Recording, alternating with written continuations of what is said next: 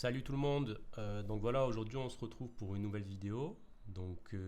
Voilà, juste pour rappeler la chronologie, il y a quelques jours Macron était en visite en Égypte. Donc voilà, il a parlé en fait de reconnaître un État de Palestine d'ici le mois de juin. Donc voilà, on a l'habitude de Macron, hein, quand il est à l'étranger, il aime bien faire des annonces à l'emporte-pièce pour essayer de se faire mousser, essayer de bien se faire voir. Sauf que voilà, ça n'a pas été au goût de tout le monde, c'est le moins que l'on puisse dire. Entre-temps, Macron il a publié un nouveau tweet en essayant un peu de contrebalancer sa position. Donc voilà, en disant on est pour la solution à deux États, sans le Hamas. Voilà, faut relâcher les otages, etc. Donc voilà, une position assez classique, on va dire, de la part de la diplomatie française. Sauf que ça n'a pas été au goût de tout le monde. Il se trouve que le Premier ministre israélien a un fils, Yair Netanyahou. Donc pour présenter rapidement le bonhomme, voilà, c'est Yair. Bon, c'est pas la meilleure photo qui soit, mais je pense que ça résume assez bien en fait les propos du personnage. Mais voilà, le mec, il a commencé à insulter Macron sur Twitter. Donc moi, j'aime pas du tout Macron, voilà, c'est pas, il ne s'agit pas de défendre ou être pour ou contre Macron, mais juste de parler un peu de comment ces gens réagissent. Et il se trouve voilà, qu'il a commencé à insulter Macron sur Twitter. Donc voilà, il a dit va te faire foutre. Puis il a commencé à soutenir l'indépendance de certains territoires d'outre-mer français.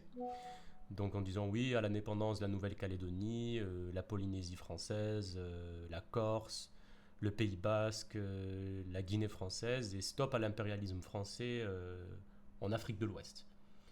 Du coup, voilà, c'est un peu parti en vrille, on va dire. Euh, pour l'instant, il n'y a toujours pas de réponse de la part de Macron ni de la diplomatie française. Il se trouve aussi que Netanyahou, de son côté, il a réagi du coup. Donc voilà, il a dit qu'en gros, bon, je vais vous lire rapidement en français, mais donc voilà, j'aime mon fils Yair, un vrai sioniste qui se soucie de l'avenir du pays. Comme tout citoyen, il a le droit à son opinion personnelle, même si le style de sa réponse au tweet du président Macron appelant à la création d'un État palestinien est inacceptable pour moi.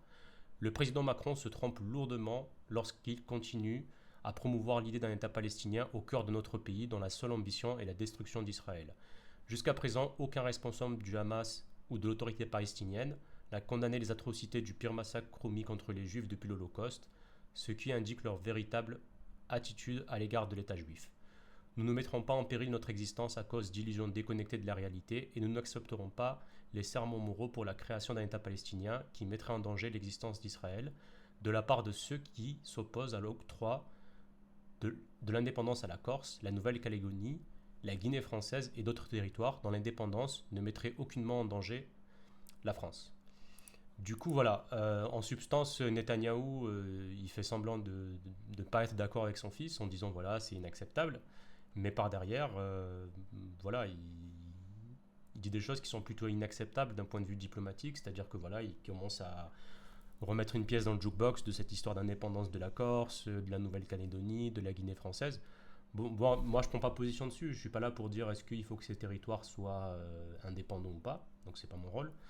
Mais voilà, je me demande comment la diplomatie française va réagir. Et quand je dis ça, c'est une question rhétorique, parce qu'on sait déjà que ces mecs-là, ils vont jamais réagir. Quand il y a eu l'incident diplomatique avec les deux gendarmes français, ils n'ont pas bougé le petit doigt. Et là, ce matin, j'écoutais les news, j'entendais rien de la sorte. Du coup, aucune réponse officielle. J'ai plutôt l'impression que la France, du moins la diplomatie française va faire comme d'habitude, c'est-à-dire servir de paillasson à Israël. Et voilà. Et voilà, enfin, on aimerait bien voir les mecs comme Bruno Retailleau ou même Éric Zemmour, voilà, qui sont tant amoureux de la France et qui ont soif de France matin, midi et soir et qui sont si prompts à critiquer l'Algérie quand ils font quelque chose ou n'importe quel autre pays, hein, la Russie ou la Chine ou que sais-je. Mais par contre, quand il s'agit d'une violation aussi manifeste comme ce que vient de faire Netanyahou, pas un mot. Disons même qu'en plus, ils ont permis à Netanyahou de survoler le territoire français quand il s'était rendu la semaine dernière aux États-Unis. Du coup, voilà. Voilà, c'est tout ce que j'ai à dire sur le sujet. Donc voilà, n'hésitez pas à commenter, à vous abonner, à liker. Et merci pour votre attention. À bientôt.